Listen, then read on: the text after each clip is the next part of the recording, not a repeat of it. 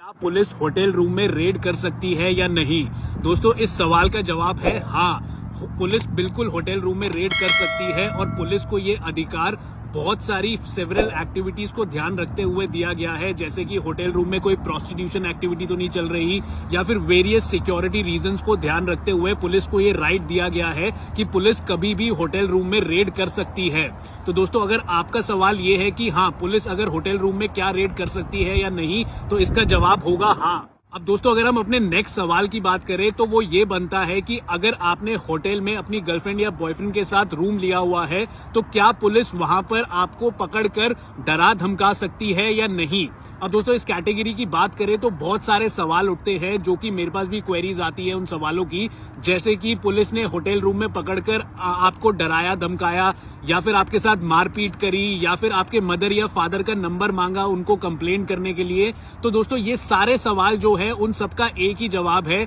देखिए, अगर तो आपकी एज 18 इयर्स या फिर 18 इयर्स से ऊपर है, आप दोनों गर्लफ्रेंड और बॉयफ्रेंड की, और आपने अपने वैलिड आईडी प्रूफ देकर होटल रूम लिया है और होटल वालों ने आपको अलाउ कर दिया, तो पुलिस का कोई भी मतलब नहीं बनता कि वो आपको आके डराए धमकाए या फिर आपके साथ मारपीट करे या फिर आपके मदर या फादर का नंबर मांगे।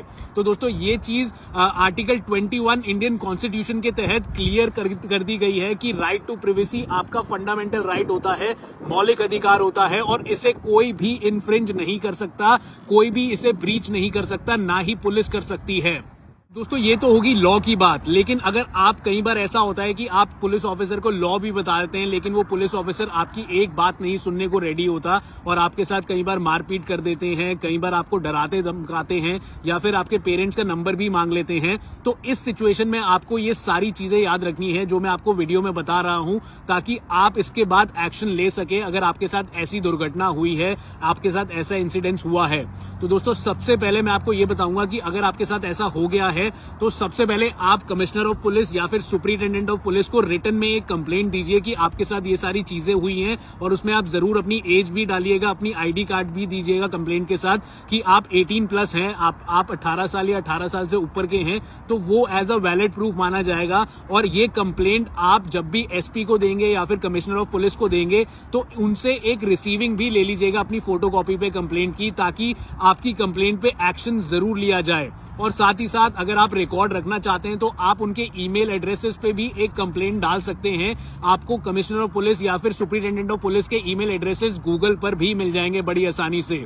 और दोस्तों, दूसरा स्टेप जो आपने लेना है वो ये करना है कि आप अपनी गर्लफ्रेंड के through national commission of women में भी एक कंप्लेंट डलवाइए, बिकॉज एनसीडब्ल्यू क्या होता है, एनसीडब्ल्यू जो भी विमेन से रिलेटेड क्राइम्स होते हैं, जो भी विमेन को परेशानियां होती है, वो इनसे डील करते हैं। तो आप एनसीडब्ल्यू में एक कंप्लेंट जरूर डलवाइए। साथ ही साथ आप ह्यूमन राइट्स कमीशन में भी एक कंप्लेंट डलवाइए, बिकॉज आपका फंडामेंटल राइट इन्फ्रिंज हुआ है, आपका फंडामेंटल राइट को ब्रीच करा गया है, तो आप ह्यूमन राइट्स कमीशन में भी एक कंप्लेंट डलवाइए। दोस्तों, ये सारे एड्रेसेस आपको गूगल सर्च करेंगे आप, वहां पर भी आपको मिल जाएंगे। और दोस्तों, अगर इन कंप्लेंट से भी आपके कंप्लेंट पे कोई एक्शन नहीं लिया जाता तो भी आपके पास एक रास्ता है, आप ऑनेबल हाई कोर्ट में अंडर आर्टिकल 226 इंडियन कॉन्स्टिट्यूशन के तहत एक रिट पिटीशन भी दर्ज कर सकते हैं। अब दोस्तों, आर्टिकल 226 इंडियन कॉन्स्टिट्यूशन क्या कहता है वो मैं आपको बताता हूं।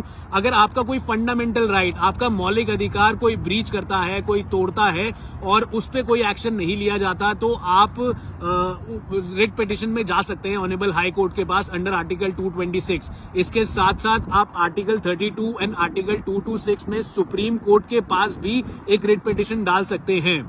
अब दोस्तों, आपको ये तो पता लग गया कि अगर आप 18 साल से ऊपर के हैं तो आप होटल रूम बुक कर सकते हैं, लेकिन आपको कुछ चीजें ध्यान रखनी है होटल बुकिंग के टाइम, वो मैं आपको बता देता हूं। सबसे पहली चीज होगी, जब भी आप होटल बुक करते हैं आप दोनों अपनी गर्लफ्रेंड और बॉयफ्रेंड की वैलिड आईडी से ही बुक करिएगा, और साथ ही साथ आप जो बुकिंग रजिस्टर होता है उसमें आप अपने गर्लफ्रेंड के सिग्नेचर भी करवाइएगा। और मोस्ट इंपॉर्टेंट बात यह है कि आपकी गर्लफ्रेंड माइनर नहीं होनी चाहिए, यानी कि 18 साल 18 ईयर्स से कम की एज की नहीं होनी चाहिए। चाहे वो एक दिन भी कम एज की होगी तो भी आप फंस सकते हैं।